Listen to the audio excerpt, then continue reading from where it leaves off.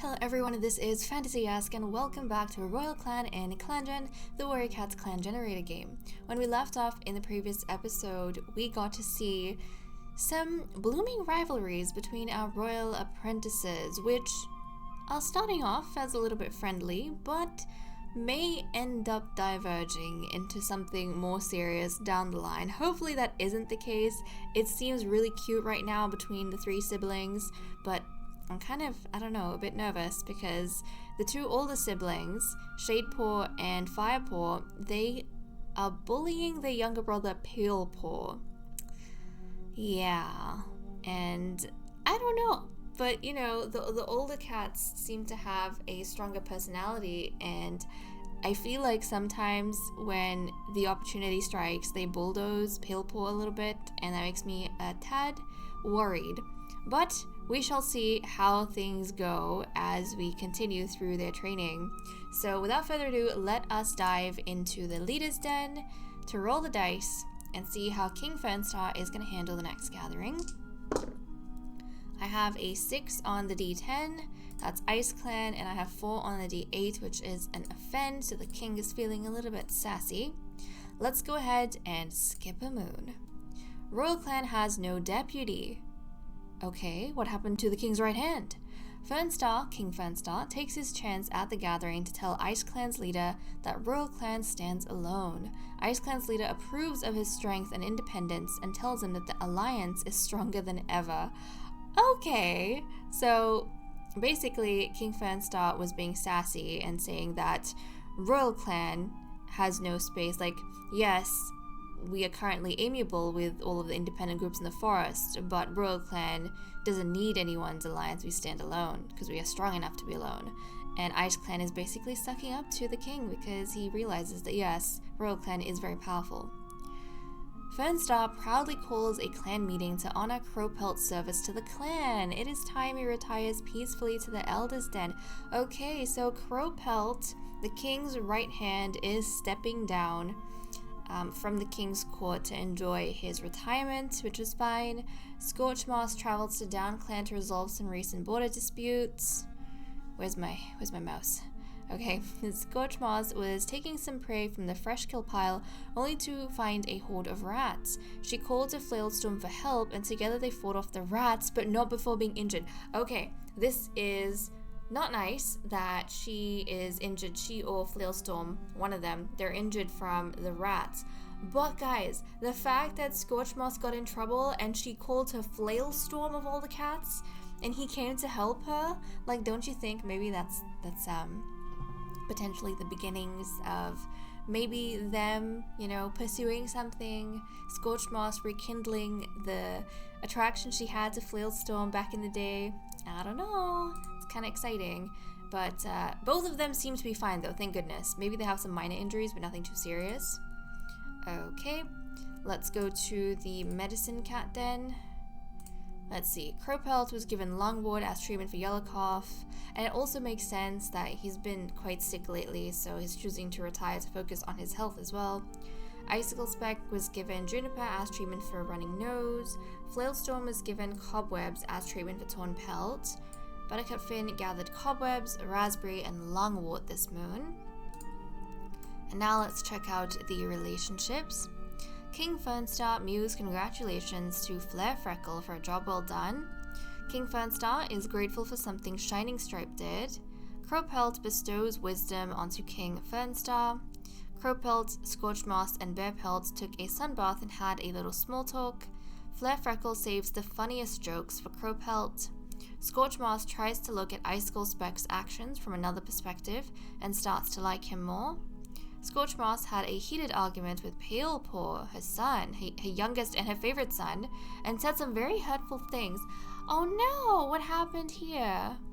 That makes me sad because I feel like Palepaw, even though it's in a joke, but he's been having a bit of a tough time with his older siblings, and now his mother, who has always doted on him, is saying something hurtful as well. To be fair, he has been getting in trouble with his mother because his siblings keep setting him up and throwing him under the bus.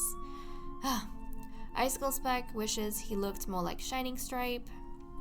Icicle Speck, Fernstar, and Flare Freckle had a nice talk while eating.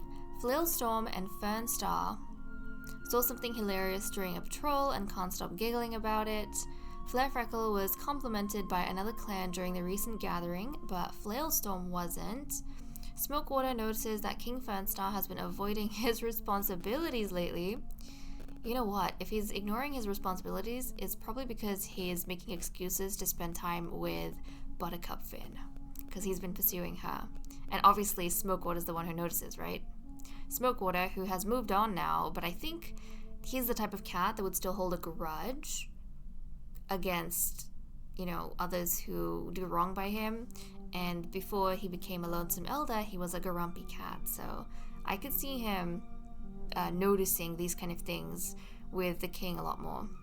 Smokewater calms down when realizing Flailstorm is nearby. Buttercup Finn and Scorchmoss are chatting about what they're doing today. Buttercup Finn gets a bunch of cats up for morning stretches and they don't like it. Buttercup Finn thinks Shadepaw has interesting things to talk about. Buttercup Finn brought Shining Stripes some dry bedding and she's being nice. She's bonding with one of his sons, which is good to see. Flarefreckle stands up for Shadepaw on a border patrol when confronted by another clan. Flailstorm yawns while Bearpelt is trying to tell him something. Firepaw and Flarefreckle notice a cloud is shaped like a star. Shadepaw caught a glimpse of Buttercup Finn caring for a wounded warrior with confidence and grace. And Palepaw wants to be closer to Firepaw. Oh my goodness, Palepaw doesn't understand why his sister is so cutthroat. He doesn't understand. He just wants to be closer to her and he just wants to be friends with her. And I think when Palepaw is at the top of his batch and Firepaw's lagging behind, I feel like Firepaw would get very jealous. But Palepaw, when he sees his sister doing better than him, I don't think he gets jealous. I think he feels proud of her, but also he wants to learn from her and, become just as good. So, Palepaw, I hope you manage to get closer to your siblings and maybe get to a stage where they don't try and bulldoze you nearly as much. But okay, that's all we have for events. Let me cut the recording here and we'll continue with the cat list. Okay, let's continue with the cat list. First up, we have loyalties where nothing has changed. So everything is still the same. And we have actually had promotions or changes in the King's Court, of course, because Crowpelt retired. So Buttercup Finn has been promoted to the King's right hand. Scorchmoss has been promoted to the Royal Physician. And Flailstorm has entered the King's Court as the new matchmaker. And I don't know if you guys can see anything, but we essentially have like two potential couples in the King's Court right now. This kind of gives Fernstar and Buttercup Finn an excuse to spend more time together and work together more often. And it does the same for Scorchmoss and Flailstorm, right? But I was going through the relationships and I noticed another possibility. So apparently, I don't know if you guys noticed, Buttercup Finn and Scorchmoss were talking to one another about the changes that are going to happen, the promotions, maybe, handing off tasks and those kind of things. And it seems as though in the process of that, because yes, Crowpelt would have handed off tasks, would have done a handoff to Buttercup Finn to take over for his role, and Buttercup Finn would have done the same for Scorchmoss, help Scorchmoss take over as Royal Physician and prepare her for anything that she's going to come across.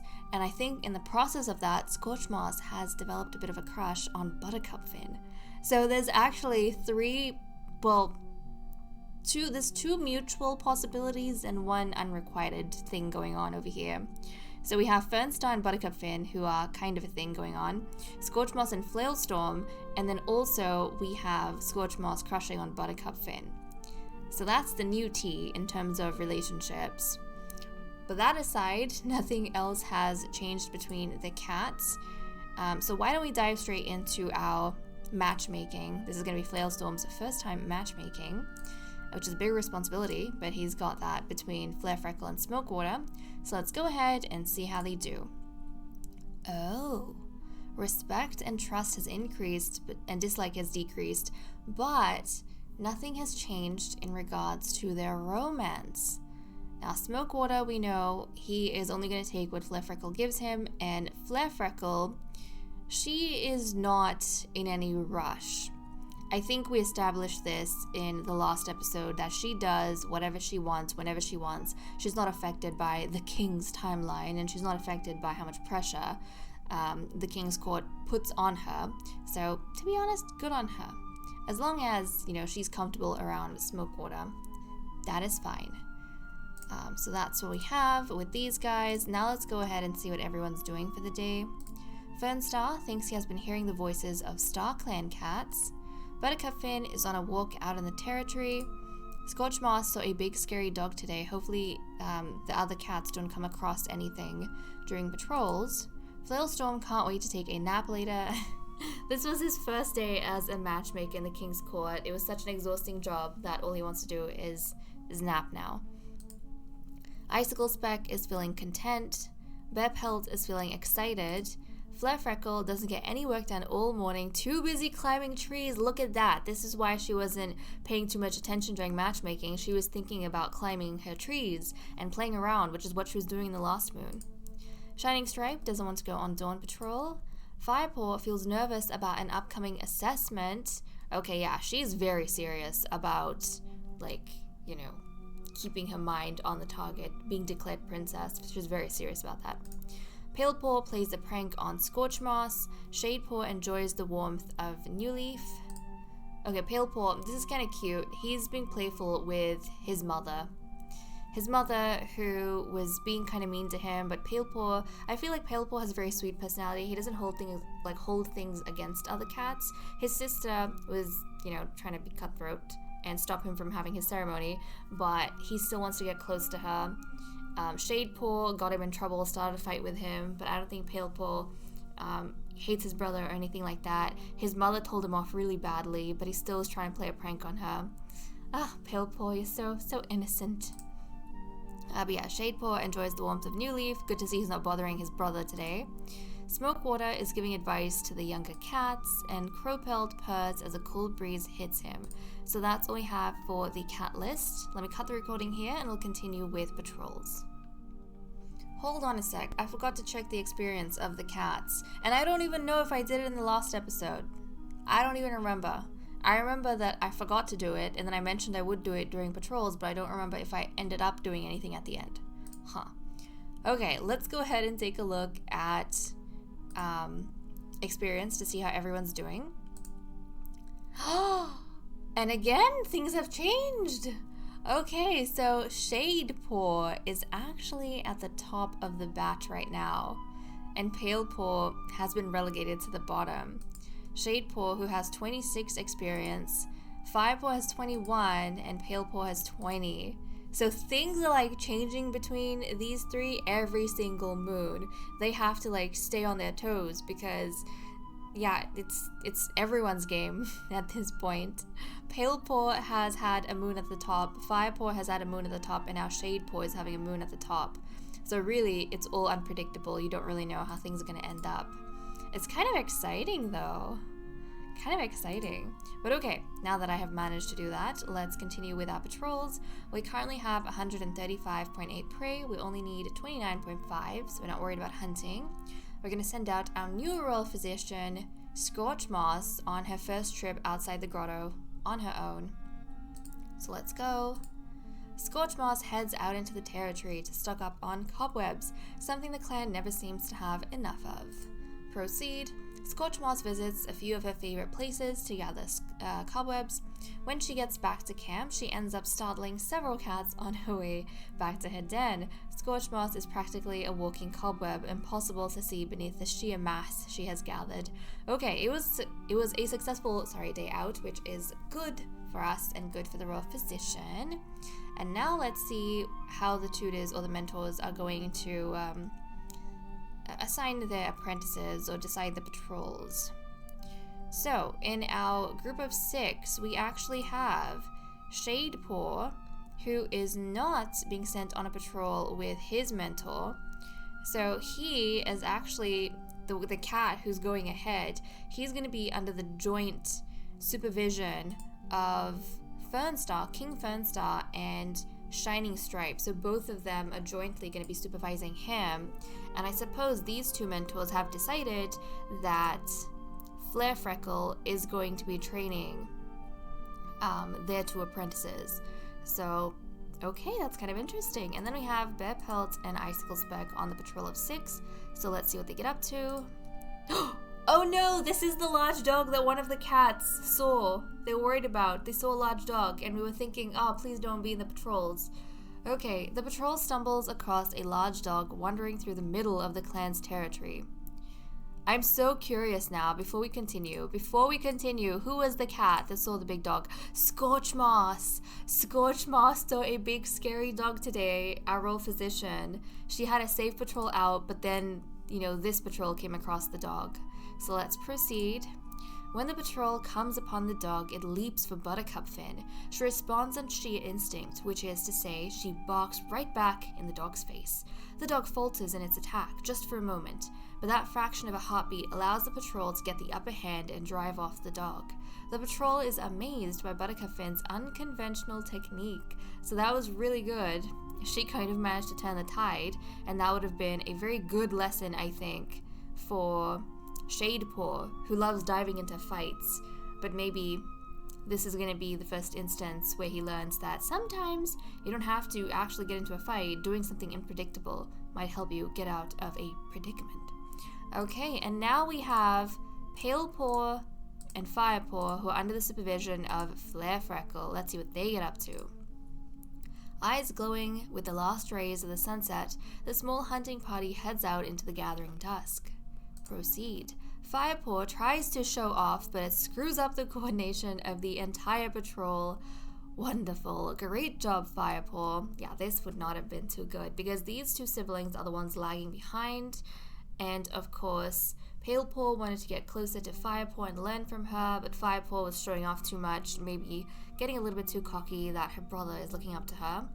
The brother she doesn't really pay too much attention to, and she screwed up. This is not good. This is not good.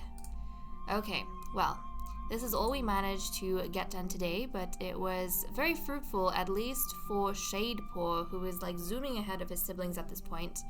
But okay guys, with that said and done, I'm going to leave off here. Thank you so much for watching. I hope you all enjoyed, and I will see you all next time. Bye-bye.